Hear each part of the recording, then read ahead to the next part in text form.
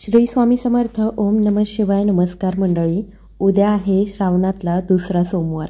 श्रावण महिना अतिमहत्त्वाचा महिना असतो आणि आपण सर्वच जण या महिन्यामध्ये भगवान शिवशंकरांची उपासना करत असतो. भगवान शिवशंकरांच्या उपासनेच्या दृष्टीने हा महिना फारच महत्त्वाचा मानला जातो आणि दुसरा श्रावणी सोमवार उद्या आलेला आहे. तर या दिवशी आपण उपवास तर करतोच, पण त्याचबरोबर शिव उपासना, जपजाप्य, स्तोत्रपठण, शिवाचे नामसुद्धा घेतो. आजच्या व्हिडिओमध्ये आपण बघणार आहोत की शिवमंदिरामधून आपल्याला एक अशी गोष्ट घरी घेऊन यायची आहे की ज्या गोष्टीमुळे तुमच्या घरामध्ये धनवृद्धी होण्यासाठी, धनप्राप्ती होण्यासाठी, कर्जमुक्ती होण्यासाठी खूप फायदा होणार आहे. ती गोष्ट कोणती आहे, काय करायचं आहे, सर्व माहिती जाणून घेण्यासाठी व्हिडिओ अगदी शेवटपर्यंत बघत राहा.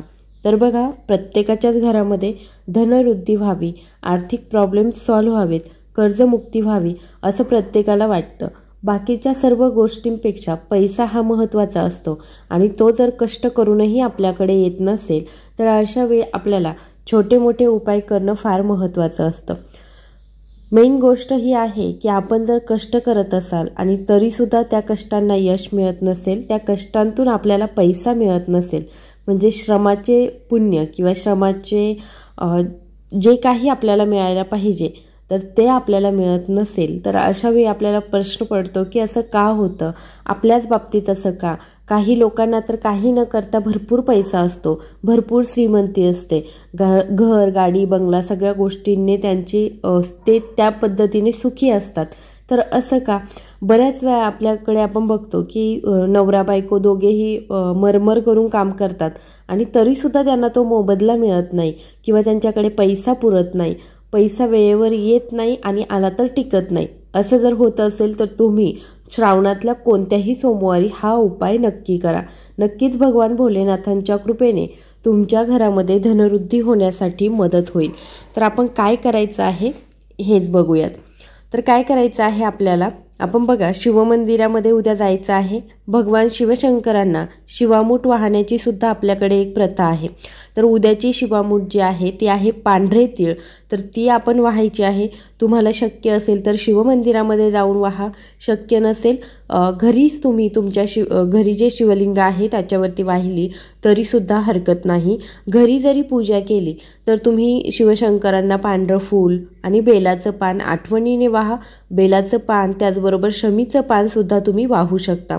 मात्र दुसऱ्या दिवशी आपण देवाचं निर्माल्य टाकून देतो. तर बेलपत्राच्या बाबतीत आपण एक उपाय जो आहे तो करू शकतो.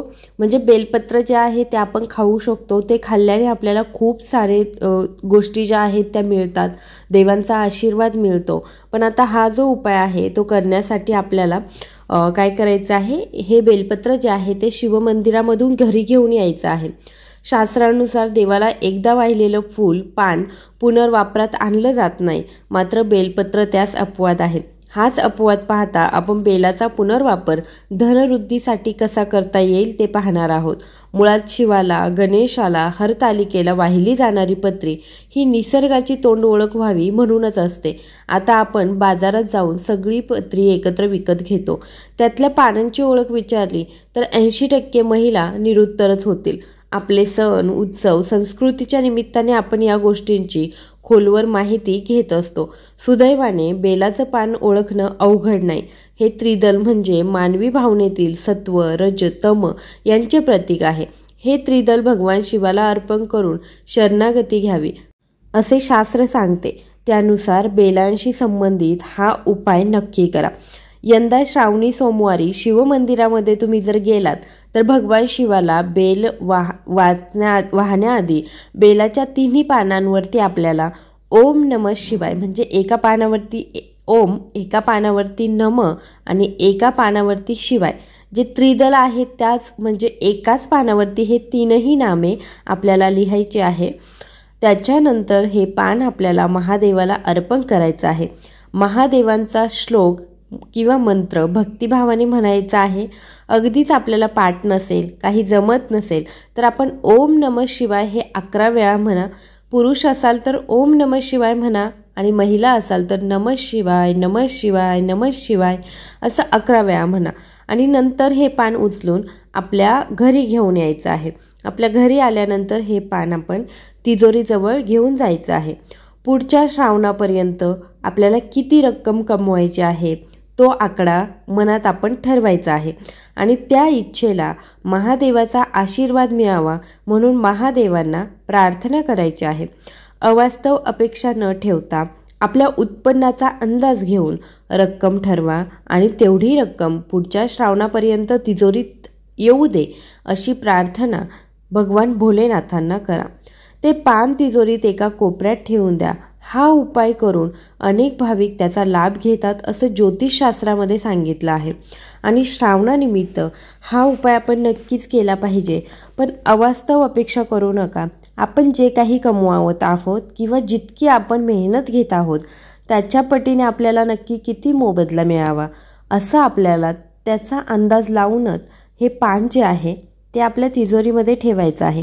नक्कीच पुढच्या श्रावणापर्यंत तुमच्याकडे तेवढी रक्कम जमा झालेली असेल, तुमच्या तिजोरीमध्ये तेवढी रक्कम जमा झालेली असेल. अगदीच खूप जास्त म्हणजे अगदी कोटींनी पैसा येऊ दे, करोडोंनी पैसा येऊ दे, कुठून येणार जर आपण तेवढी मेहनतच घेत नाही तर असं करायचं नाही. जेवढी काय आपलं उत्पन्न असेल तर त्याच्याच आवाक्याचा जो पैसा असतो तर तेवढाच आपल्याला बोलायचा आहे. नक्कीच महादेवांच्या कृपेने आपल्याकडे तेवढा पैसा जमा झालेला असणार आहे.